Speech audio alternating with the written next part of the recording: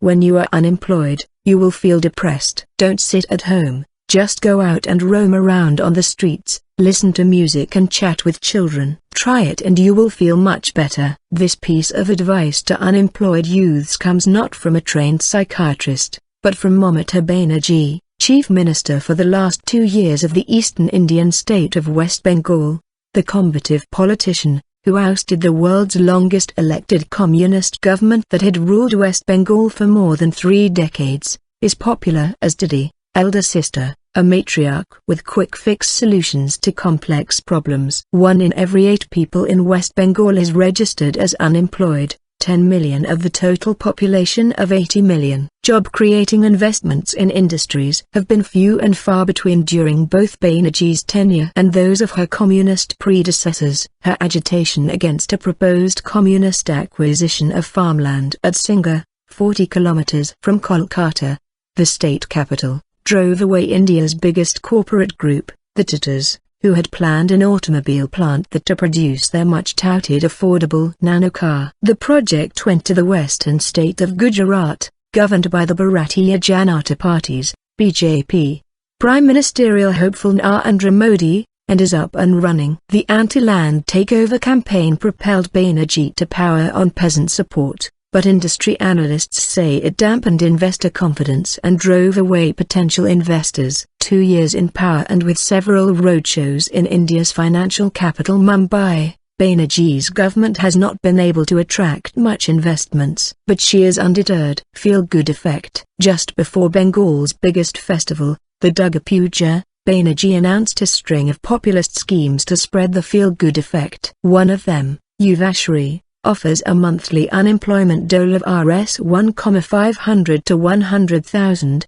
$25 1,623, young men and women who have cleared middle school, class 8, and are jobless.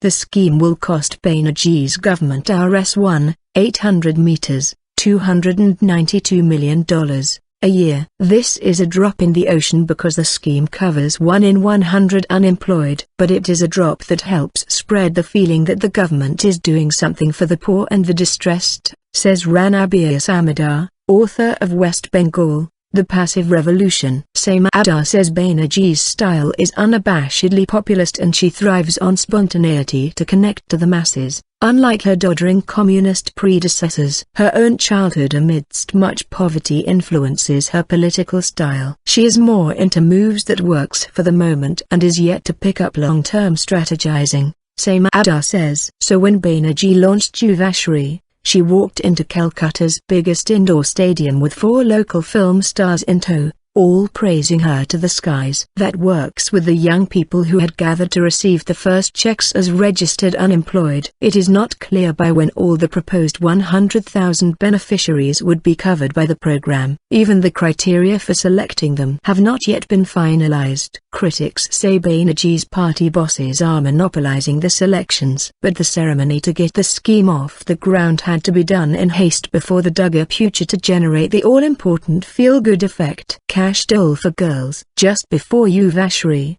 Banerjee's government had launched Kanyashri, a scheme to prevent early marriage of the child. It promises a monthly cash dole of Rs 500, $8.50, to girls from poor families, but on condition they should pursue education and are not married off until age 18. The scheme also provides for an one-time payment of Rs 25,000, $405. to the girl's family and can be used for her marriage. Say no to child marriage and pursue your career. We are trying to stop early marriage of girls and want them to realize that self-reliance is a much stronger social security than marriage, Banerjee said at the launch of the scheme, again at the same indoor stadium in Kolkata and with several film stars on the podium. About 10,000 girls will now benefit from the plan, with many thousands more to be covered soon. The dole may not be much, but it does seeks to incentivize families to educate girls. It is a good social move. Indrani Halder, a Bengali film actress who launched the scheme with Banerjee, said. Schemes such as these are to cost the West Bengal government at least Rs 10 billion a year, $162 million, and more if new ideas crop up. passing the buck for a government with a huge debt burden and living almost hand-to-mouth to meet its payments and interest servicing obligations. This is something not easy to handle, something that Banerjee admits, but promptly passes the buck to her finance minister Amit Mitra, saying it is his job, not hers, to arrange for funds. When Finance Minister Amit Mitra was told about their Kanyashree scheme, he said, "From where will the money come?" I said, "You have to get funds. It is your responsibility to get the funds, not mine," Banerjee told those who attended the launch of Kanyashree. "This is a waste of government funds for political work. This is taxpayers' money going down the drain." Sukaranjan Dasgupta, politics expert, Mitra, a former head of the Federation of Indian Chambers of Commerce and Industry, FISI, the country's leading business chamber, finds himself in the hot seat, like the proverbial Gauri Sen of Bengali folklore. Sen, a legendary financier with deep pockets, never said no to requests for funds. Mitra may not also say no to avoid upsetting his leader, but sources close to him say he does not get to enjoy his hard-earned gains through increased tax collections owing to populist schemes that seem to multiply all the time. Earlier in the year, Banerjee added 3,700 community groups to the government's list of beneficiaries to receive an annual dole of Rs 200,000, $3,246 each. This has put an additional expenditure burden of close to Rs 1 bn, $16.2 million, this year. The scheme is now set to benefit nearly 6,000 such groups who get Rs 200,000 in the first year and then half that amount for 5 years. The expanded list means the scheme will deplete the exchequer by about Rs 2.5 bn, $40.6 million, a year, according to West Bengal Finance Department officials. This scheme is to help these youth clubs develop their infrastructure for rendering social services in localities and promote sports and culture, Madan Mitra, the Sports and Youth Affairs Minister, says.